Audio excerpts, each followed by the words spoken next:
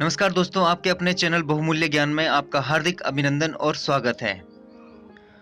और आज 10th class के विद्यार्थियों के लिए उनकी मैथ की बुक से chapter first exercise 1.2 real number का 4th क्वेश्चन लेके आया हूँ, जो आपकी स्क्रीन पे दिख रहा है।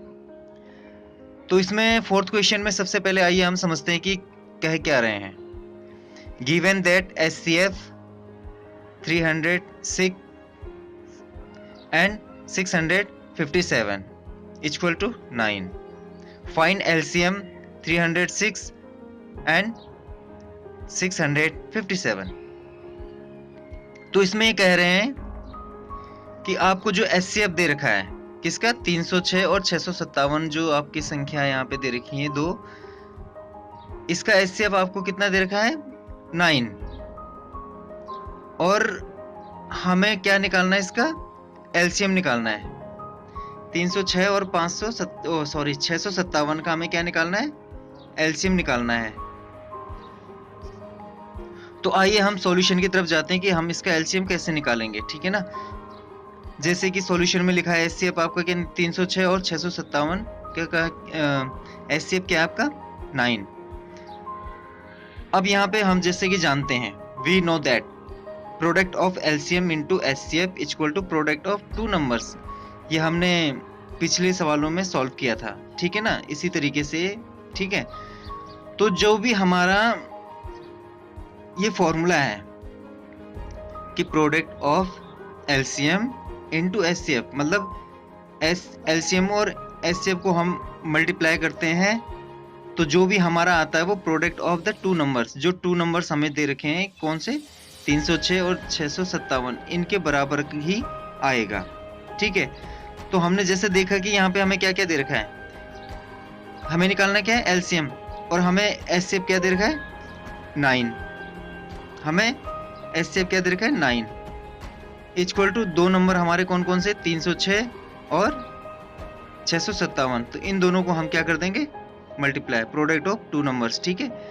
और अब LCM निकालने के लिए हम क्या करते हैं कि ये 306 और 657 को हमने ऐसे ही लिख दिया और इधर से ये 9 आपके डिवाइड में आ गया नीचे, ठीक है ना, क्योंकि यहाँ ये मल्टीप्लाई में था तो यहाँ किस में आ गया, ये डिवाइड में आ गया। और डिवाइड में आते ही हमने क्या किया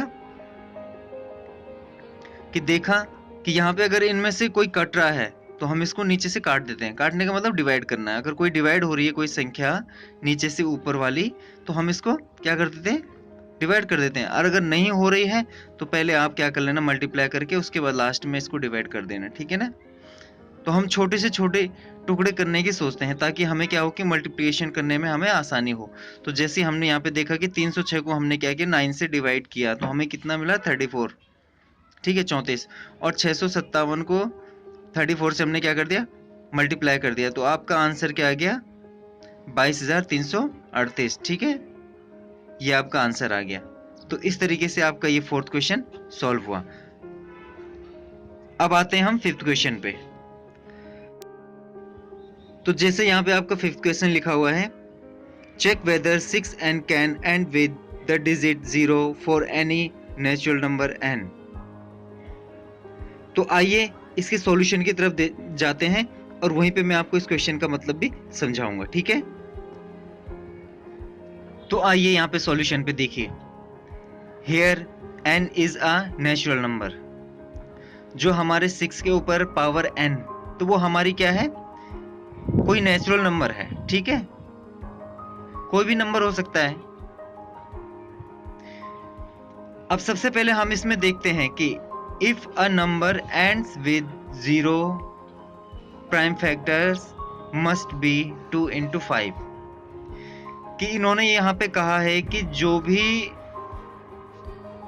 नंबर आपके 0 पे समाप्त होते हैं उनके जो फैक्टराइजेशन जो होते हैं प्राइम फैक्टराइजेशन वो 2 into 5 की फॉर्म में ही आते हैं, ठीक है ना।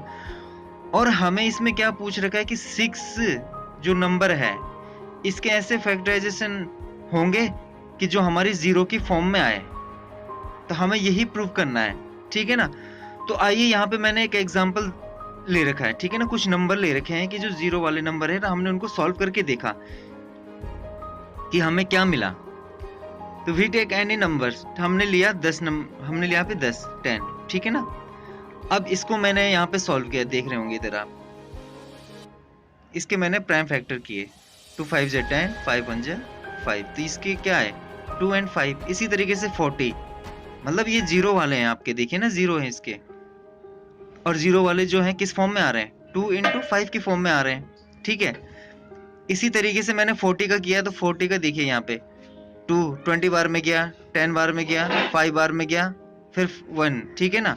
इसी तरीके से 100 का किया तो 100 कितनी बार में गया, इस तरीके से, इसको इस फॉर्म में।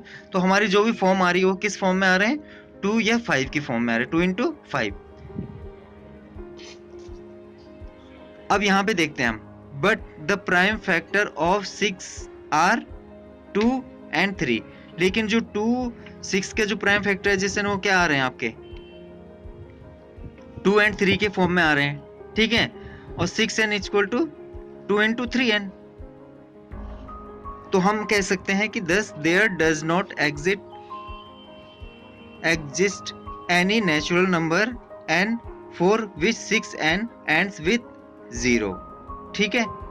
यही इसमें कहा गया था, इन्होंने यही समझाना था हमें कि जो इसके फैक्टर होंगे क्या वो 0 की फॉर्म में आएंगे या नहीं आएंगे।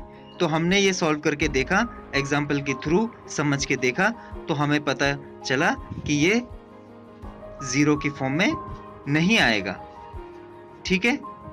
धन्यवाद, आपका बहुत बहुत शुक्रिया, और इस चैनल को सब्सक्राइब ज़रूर करें, और अपने दोस्तों, रिश्तेदारों और जो भी पढ़ने वाले बच्चे हैं सबके साथ इसको शेयर करें। स्पेशली पढ़ने वाले, रिश्तेदार क्या करेंगे, ठीक है ना, लेकिन जो पढ़ने वाले हैं, जो 10th क्लास के विद्यार्थी, उनके साथ ज़रूर शेयर करना, ठीक है। धन्यवाद।